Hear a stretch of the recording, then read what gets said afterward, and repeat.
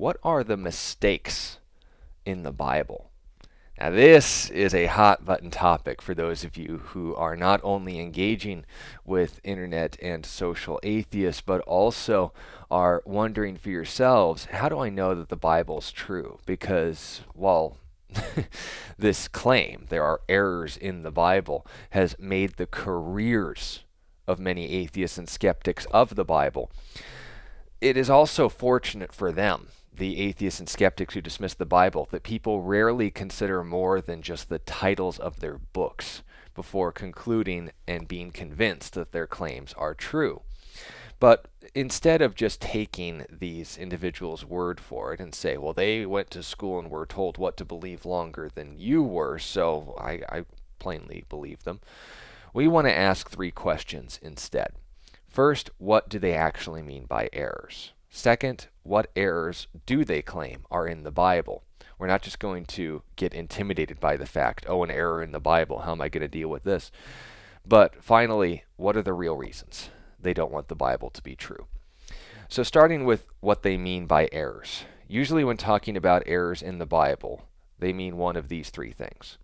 There are others. Note, we will clarify those in future studies if you wish, or ask in the comments. I can give you more. But the three overwhelming majority of errors that have been transmitted throughout history in our Bibles, and are even still found in some cases today, we'll discuss them here, are first and most often recognized as scribal errors, which were notes from the scribes that were either mistaken as verses and included by accident, or typos that took place that made numbers or names different than what they originally were. Now, in the day of computer typing and spell check, we don't really think about these sort of things. But if you've ever been copying something down line by line and you had a thought continuing in your head, sometimes if you're writing out a long word or continuing a phrase, your brain will skip a beat and you'll end up either repeating a word or copying down something thinking that you had already written it out. And the sentence is either missing a few words or it's including more than one of the same word or phrase. Now, this wouldn't, of course, make the statement incorrect, but it would be something they would mark down as an error because you weren't paying attention to what you were writing as closely as you should. It didn't mean that you had made a mistake, but with these human authors, these sort of things can be expected, especially since the printing press wouldn't be invented until the last century. Second, are spelling errors. Copies made sometimes the spelling of names differently, as it was stated before. The overwhelming and very commonly referenced error in the Bible of the 40,000 that are referenced today would be sometimes they would spell John, Yohanan in the original Hebrew, but in Greek or whatever language they're transmitting, would sometimes render the name John with one N or two. Then finally, wording errors.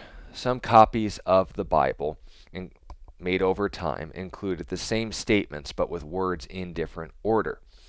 Now, as these took place in history, you have to ask yourself the question, if you are a non-Christian who is looking at the Bible, and with these statements either being in different order, the typos in the names, or some of these verses confused as scribal notes, or maybe the scribe just repeated a phrase and didn't notice or correct their mistake, you have to ask yourself, okay, have Christians, and I don't mean your average Jack Christian who's just going to say if the new King James or the King James is good enough for Paul, it's good enough for me, who don't have the slightest clue what they're talking about.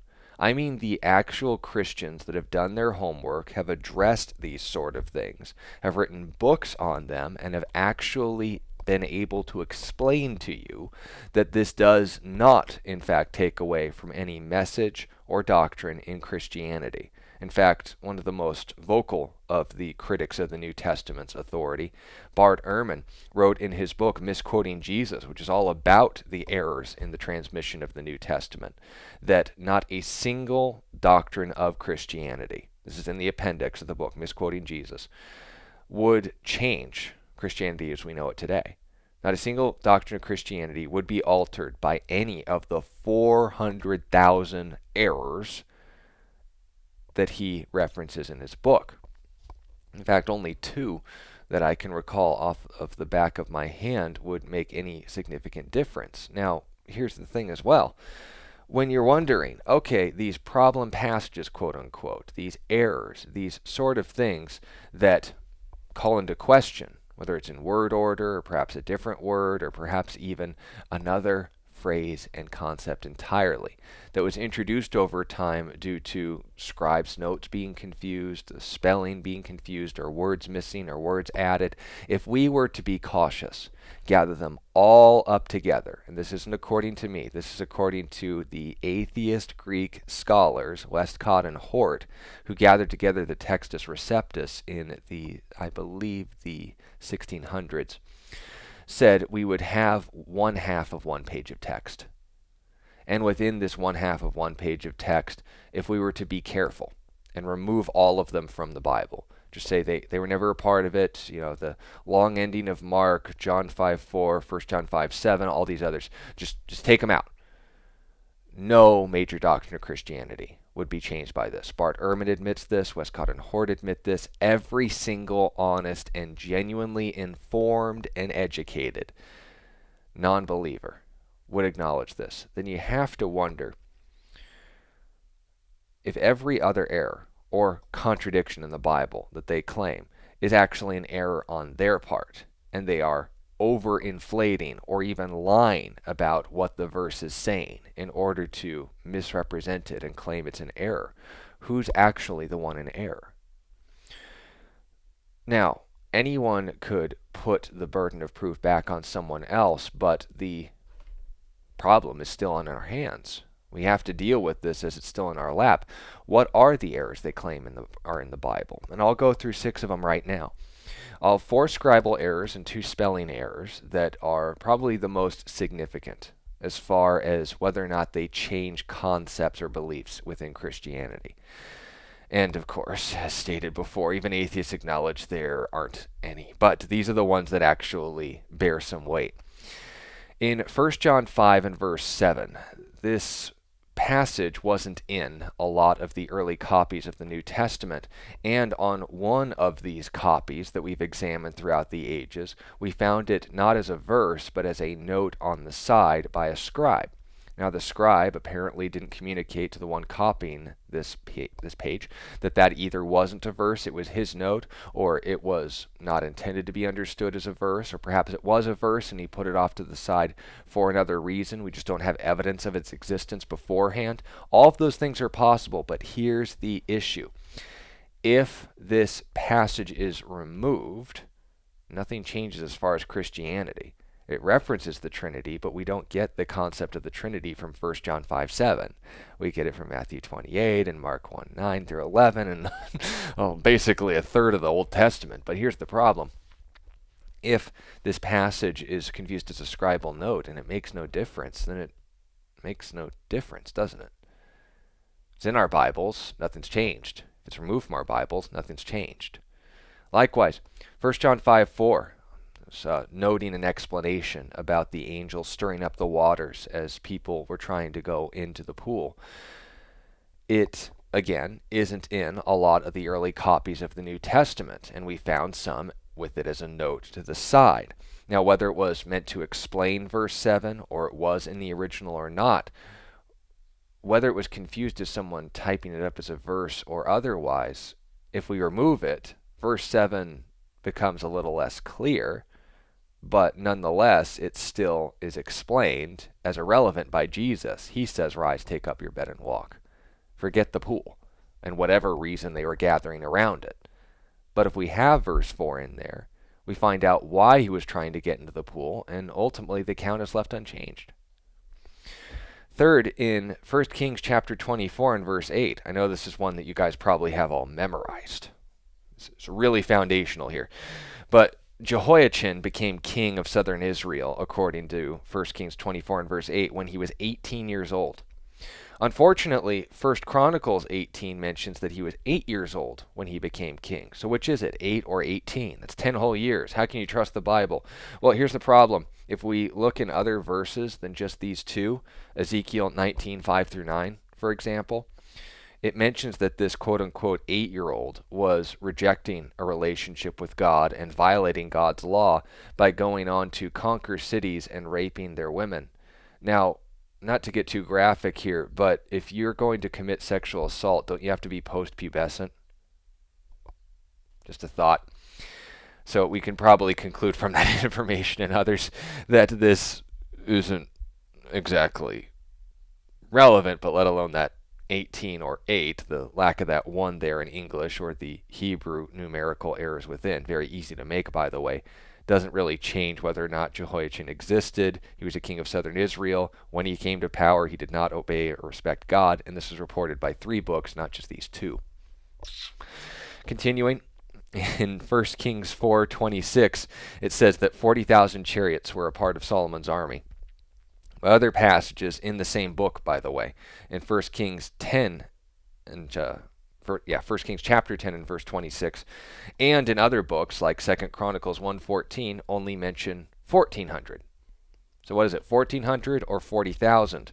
Well, the difference in Hebrew was obviously a typo for someone who was writing out the number, but you wonder, how else could we confirm that? Maybe archaeology? Maybe we have more references to 1,400 in reference to Solomon's army. We can look at the stables that he had and how many they could support. We can look at the ones that were reported most and realize, oh, the 40,000 was a typo. Can admit that and not be concerned about it, because whether or not Solomon had 40,000 or 1,400 chariots, A, that's more chariots than I got. B, at least he had chariots. We can establish that. C, I don't think it calls into question whether or not Solomon existed. And D, I don't think it calls into question whether or not Israel as a nation existed.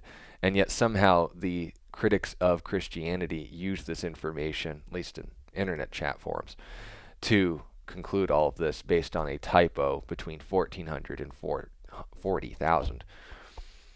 Continuing, there's a spelling error. So moving on from scribal errors, there's a spelling error in 2 Samuel 8 and verse 3, where it mentions a guy named Hadadezer. But in 1 Chronicles 18:3, it says his name was Hadar-ezer. Not Hadad, but Hadar. So someone got a letter off when copying his name down. What a nightmare. And then lastly, 1 Samuel 17 talks about David killing Goliath, but in 2 Samuel 21 and verse 19, it says a man named Elhanan killed him. Now, the error is actually in the original Hebrew, and you have to do a little bit of homework to figure this one out. That's why I wanted to talk to you about this one. In the original Hebrew, it calls Elhanan a Bethlehemite that killed Goliath. But the translation is from Ben Lachmi Goliath. Elhanan played Bel Achmi Goliath. Well, the problem is that phrase, Bel Lachmi, means brother of Goliath. So Goliath, and we could note this from 1 Samuel 16 through 17 as well, Goliath had 4 brothers in Gath, the city that he was from, which is why David picked up 5 stones, one for Goliath and one for his 4 brothers, who were all champions of the Philistines and were threats against Israel. He didn't just pick one for Goliath's head, he had one for every member of his line. But then you ask yourself another question and ask, so what's the deal with Elhanan killing Goliath? Well, the phrase, as we've clarified in Hebrew, refers to the brother of. The scribe who was copying it probably confused the term for brother, which is an easy one to make. Ben is the reference to brother, but it could also mean son of in certain context. And again, we can go into this all we want, but he thought Ben Lachmi spelled out Bethlehem, not brother of.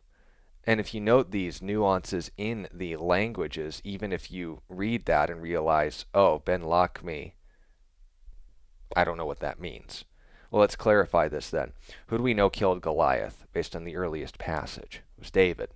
Okay, did Goliath have any brothers or associates? Yes, he had 4, and they had similar birth defects on top of Goliath's massive size. This guy had 6 fingers and toes on each hand and foot.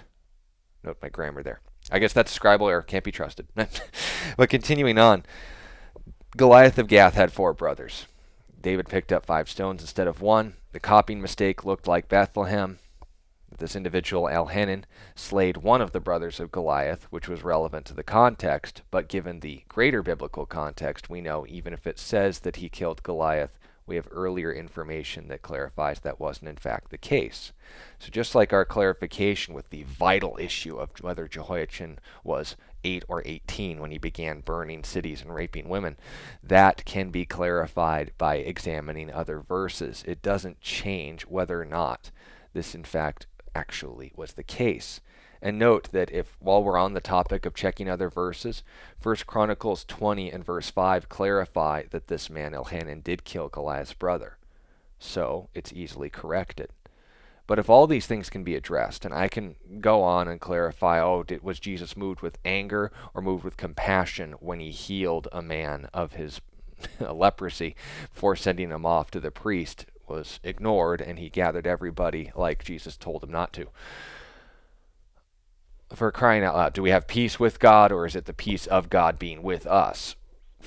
If that's what they consider, then you are clearly going to say if typos, if spell check mistakes, and all of these other things that don't really change or wouldn't change ultimately any major belief in Christianity, apart from the need to maybe do a little bit of homework and double check if you were paying that close attention anyway. What are the real reasons they don't believe the Bible's true? Because when it comes to truth statements, as opposed to historical nuances that they're nitpicking in order to dismiss the whole thing, in my experience, there has been no such thing I have seen as far as an intellectual atheist is concerned. Am I saying that atheists aren't intellectual? No. I'm saying that they don't become atheists on the basis of their intellect. When it comes to their approach of the Bible, if they did it on evidence alone, they'd treat it as any other document in ancient history, and would marvel at how well preserved it was compared to some of the other documents we have, and the absurd level of alterations, mistakes, and deviations from its main themes. Going over Odinism in other studies here, and the Edus is just a nightmare as far as additions, subtractions, removals, alterations, and yet people consider it a legitimately preserved story. And note, rightly so, because with the majority of the evidence we have, we can get the basic idea down. But when it comes to the Bible, if these sort of errors are the things that they point out, if the overwhelming majority of the errors and the 400,000 mistakes in the Bible, and you ask, okay, what would make the majority of those hundreds of thousands? Oh, whether they spelled John with one N or two. Sometimes they spell names differently. Oh, there's this one example where they say a kid was 8 or 18 when he began destroying cities and raping women. There's this one where there's this really, really hard to catch typo in Hebrew where it says the Bethlehemite instead of the brother of, and crying out loud. So noting this point, and they say, okay, can the Bible be taken at face value? Based on the evidence? Yes. Does it not only record the past and present, but does also have a tendency to discuss the future, given the times and dates that it was reporting? Yes.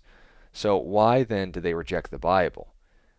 Well, generally, they're not rejecting the Bible, they're rejecting the author based on one of these three grounds. The first kind of atheist that you're going to run into is a social atheist, meaning they have people in their lives that they look up to or regard as smarter than everyone else, and they claim to be atheists. Therefore, if that person says the Bible isn't true, that is all the proof that they need, because they're smarter than you.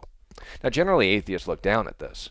They would say, oh, you just take your pastor's word for it. Pastor here, don't take my word for it. Look all of this information up. Make sure that not only the verses are correct, but my conclusions about them are reasonable. I don't want to have a relationship with God for you. I have my own relationship with God. I want to know if this is true. I've heard the atheist claims against the Bible, taken them seriously, and found out they're stupid. And after coming to these conclusions, I'm sharing them with you so you can have the same sincerity and security. But continuing on with that point, when it comes to the social atheist, an individual, and note my own biological father, he said that that was the reason he was an atheist. My grandfather was an atheist, and he was the smartest guy he ever met. He was a medical malpractice attorney at law. So if he didn't believe in God, then If he wanted to be smart, he wanted to be like the smart person. We can all fall into this trap, but that's no reason to reject the Bible, because they can be wrong. Note, I can be too. But I want to make sure that you guys have this information. You're not just taking my word for it, like oftentimes many atheists are. But note, mention 3. The second kind of atheist is the emotional atheist. They hate people who claim to be Christians. Therefore, they hate Christianity. They want nothing to do with them, him, or their book. And note, this is fair to a point, not reasonable, but fair, in that we do this oftentimes too. If you had a childhood bully who was particularly associated with a t-shirt brand or an activity or sport, you generally avoid those sports or activities because it reminds you of that unpleasant person. But if, on the other hand, someone has done you wrong in the name of Christianity, full sympathies. I hate bullies too, but when you ask, what does that have to do with Jesus, you can't really say much. If someone isn't acting like Jesus, then maybe you should focus on Jesus, not them. But if, on the other hand, you get so caught up in emotions that you can't be objective with history, then that's frankly your fault. And then lastly, moral atheists. And no, these are general, but you can't always assume this is the case. It does happen, but you can't assume it. There are people who are doing things in their lives they don't want to answer to God for. They don't want to change their lifestyles. They don't want to change their preferences. They don't want to alter what they find fun and fulfilling and meaningful in life that God ultimately says, I have something better for you then. So instead of asking God for mercy and a better option, they would rather deny him entirely. But note, whether it's social, emotional, or moral, are any of these reasons intellectual? So tying back to the title then of this video, what are the mistakes in the Bible? Spelling, names, and occasionally, sometimes, people who confused verses for scribal notes, but we can't be certain. If we're careful and we remove all of the verses that are in question, which is about a half a page of text in this whole book, then nothing in Christianity would change. We'd have to go to other verses to prove certain concepts, but nothing would change as far as our beliefs and why. But if, on the other hand, you say, okay, well, why do all these atheists reject God then? You'll have to ask them. And you'll have to dig a little bit, because oftentimes they'll just put that blinder and say, oh, I looked at the evidence and it just didn't convince me. Total nonsense. If we're going to look at the evidence, we want to be objective, and I hope that this has been helpful to all of you. But when it comes to the actual mistakes in the Bible, for goodness sake, is the fact that John was spelt with one N in some copies or two, does that change whether or not that individual A existed and B saw Jesus rise from the dead? That's what we need to come to conclusions about. So, for those of you that have, I want to thank you for taking this time and hope that it's been helpful. If you have other questions or want clarification, which I encourage, by the way, on these topics, please let me know. If you're not a Christian or perhaps have heard these errors and don't know what to do with them, feel free to send them along and I'll be happy to walk you through them as well. But remember, don't take my word for it. Don't make the same mistakes that these atheists, non-Christians, Muslims, skeptics, whatever, are doing. I want you to be objective with the data. And I want you to come to the Bible not looking to prove it false and taking even the suggestion as proof, but to hear out every claim, to test them, and to come to reasonable conclusions. Because when it ultimately comes down to it, when Christians say that the Bible is inerrant, we're not saying that you can't find even the slightest typo. That's just making up a definition that's doomed to fail. But if, on the other hand, you're going to say, as far as the information that is recorded, we have the same Bible and the same reading and the same understanding that can be taken away that was given to the original apostles, and we can test that with evidence. As far as the mistakes, bring them on. I'd love to find one that actually means something. And ultimately, once it is discovered, whether or not the removal of that verse, either hasn't been discovered by Christians centuries ago, or is in fact not being represented to being what it actually says. Thank you all for your time. Remember that Jesus loves you, and he has far more to offer you than these paltry and pathetic dismissals of information that could in fact save your life. I look forward to talking to you again next time. And remember, I just want you to know the facts. And if you want to do something else with them, you have the freedom to do so. But God has far more to offer you than emotionalism, a social club, or, in some unfortunate cases, a attempt to hide moral compromise. I'll see you next time.